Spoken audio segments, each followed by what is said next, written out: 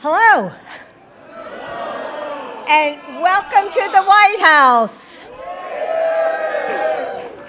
Please join me in another round of applause for our talented musicians who flew all the way here from Los Angeles this morning.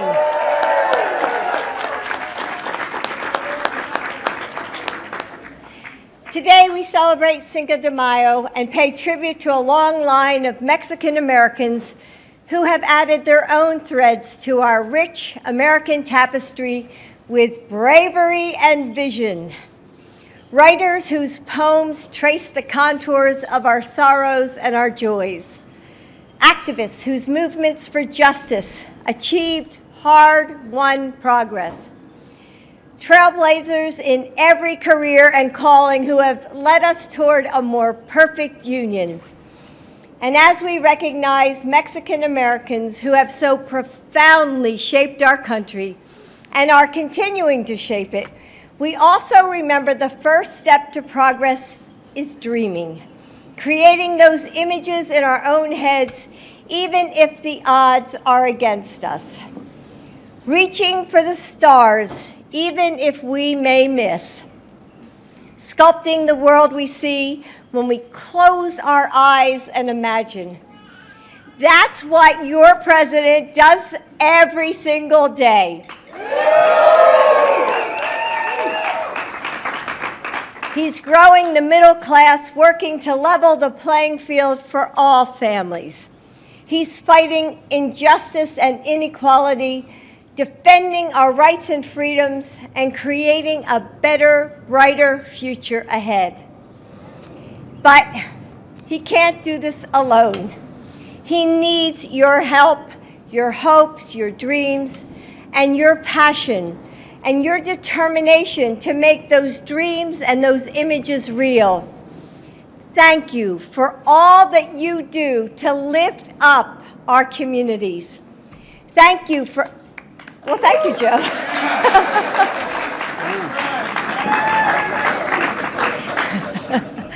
Thank you for helping us celebrate our nation's Mexican-American heritage today. And happy Cinco de Mayo.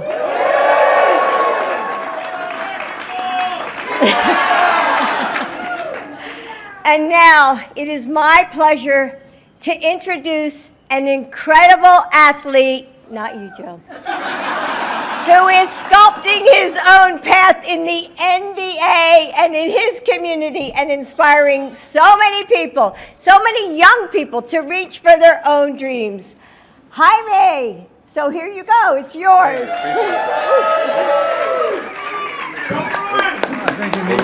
Yeah, I don't know if I need that. You need that lift, right? Thank you.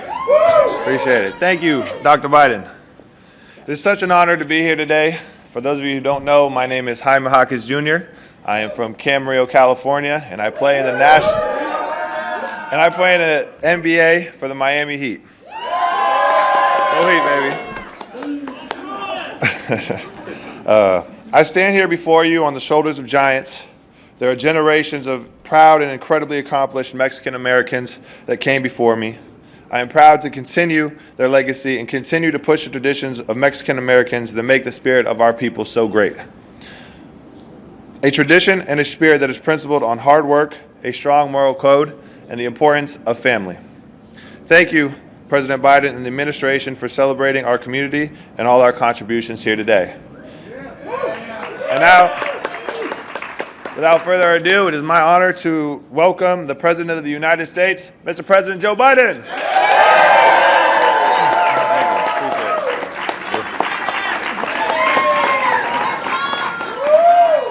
Happy Cinco de Mayo! 4 more years.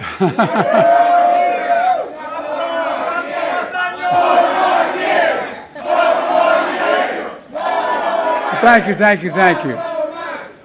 I'm Jill Biden's husband, Joe. Doug, our second gentleman, is here also. Doug, good to see you, pal. And Jaime, thanks for the introduction, pal. I've always looked up to you. Congratulations on a great rookie season in the NBA. As you said, you stand on the shoulders of those who came before you. Future generations will stand on your 6'6" shoulders and be a hell of a lot taller, man. Thanks, Pete and Nanette and all the members of the Congressional Hispanic Caucus here today. I want to publicly say we're going to meet, I promise, okay? When I was elected, I promised my administration would look like America. I'm proud to say it does. I want to thank my cabinet members here today. Secretary Becerra, where are you? Secretary Cardona, Administrator Guzman, former cabinet members of the Obama-Biden administration, Tom Perez. Tom, where are you? Well, I'll tell you what, on Friday, I had the honor of bestowing our nation's highest civilian awards on 19 incredible people, 2 trailblazing Hispanic Americans as well. Teresa Romeo, the first Latina to lead the national union, a national union, the American Farm Workers. And if you look inside the door here, I got only a few busts in there, and one of them is of Cesar Chavez, who started the whole deal. And Dr. Elaine Ochoa, the first Latina to travel to space. I'm glad she decided to come home. In the land of possibilities, they represent something essential about America. We are a nation of immigrants, and we shouldn't forget it. It's why we're so good, why we're so strong, why we have such potential. We're a nation of dreamers. As Cinco de Mayo represents, we're a nation of freedom. That's America, the America we share, the America we're fighting for together. And the plan's working. You know, we've created 15 million jobs since we took office. Record low unemployment among Latinos. The fastest small business creation in more than a decade as we double loans to Latino-owned businesses. We've invested a record $15 billion in Hispanic-serving colleges and universities. And we've relieved student debt for 4.6 million. A burden disproportionately falling on Latino borrowers. And you're the future of our nation. You know, everybody says, why have I always been so fundamentally focused on Latinos? Simple proposition. You make up 28% of the students in America. Think about it. 28% of all the students in high school and grade school in America are Latino. And I want to tell you, the idea we're not going to pay attention is the dumbest thing I've ever heard. Look, we have your backs, and you've had ours. In March, in Nevada, I invited the most ambitious housing plan for decades to come into being.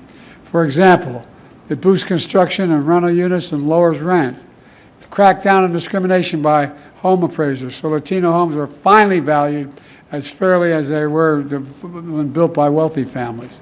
Folks, look, we're in a situation where, for lower costs across the board, we finally beat Big Pharma, and gave Medicare the power to negotiate low prescription drug prices. Yes. By the way, for example, we capped insulin at $35 a month, down from $400 a month for seniors on Medicare, including 5 million Latinos. And guess what? It saved not only those lives, but taxpayers. It saved them $160 billion in Medicare costs over the next 10 years. They're not going to have to pay. So it's a big deal across the board. We also expanded health coverage through the Affordable Care Act, doubling the number of Latinos enrolled since 2020. And I'm proud last Friday my administration finally announced a rule that for the first time and finally, I'm able to provide health insurance to the Affordable Care Act for DACA recipients.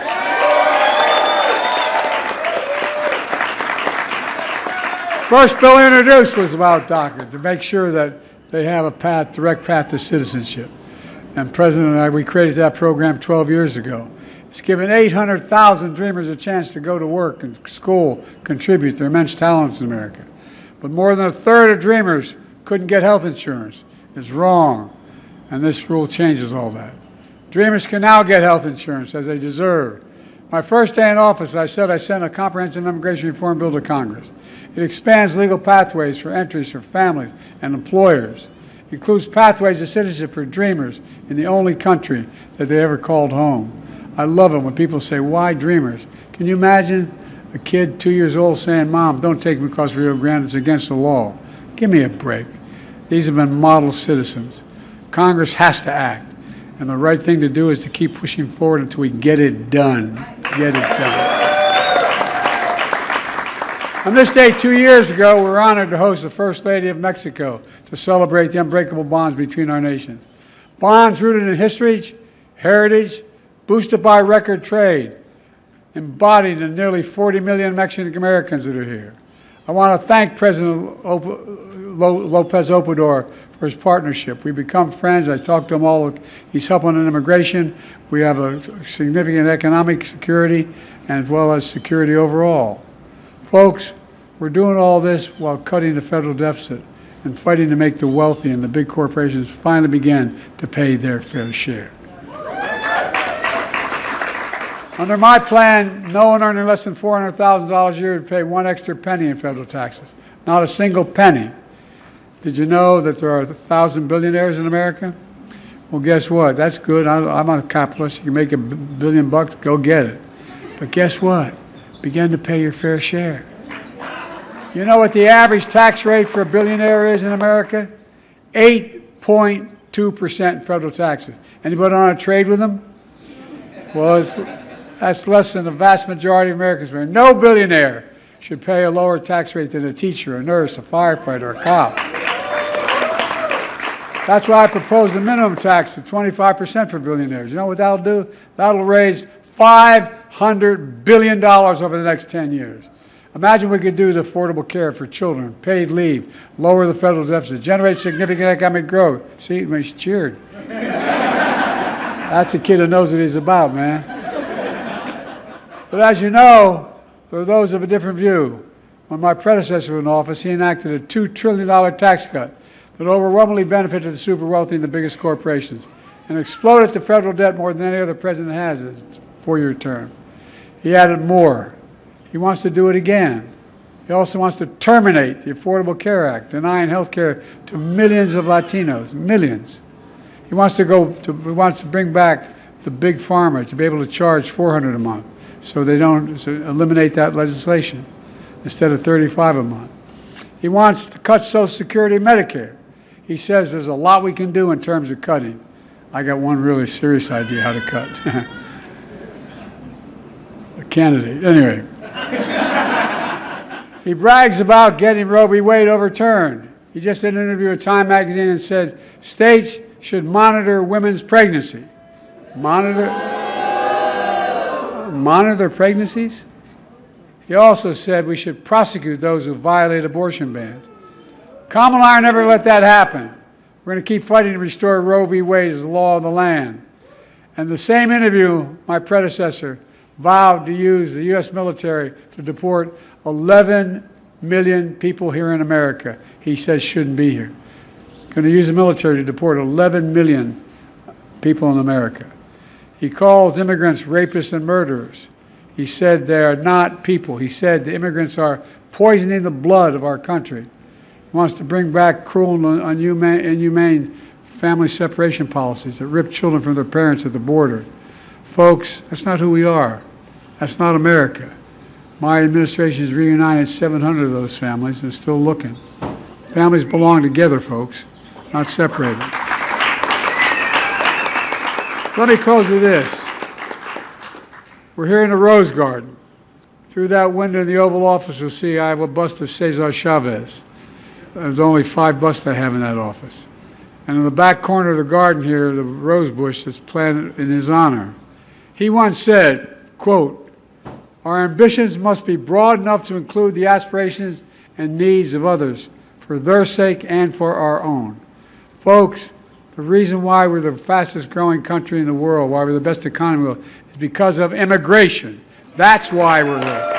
That's not hyperbole. That's a fact.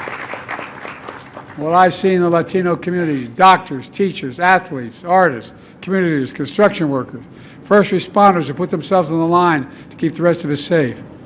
You are dreamers and doers. You're cutting cancer. You're commanding the military. You're taking deep steps into space. And it matters. You matter. You really do. You matter more than we can express. As I said earlier, you know, when you have 28% of all the students in our schools up to high school, 28% speaking Spanish. How in God's name can we not pay attention? Those always have been compelling value sets to visions of America. One of those value sets is revenge and retribution. The other is hope and opportunity that we share. Honesty, decency, faith, fairness. That's the future we're building together.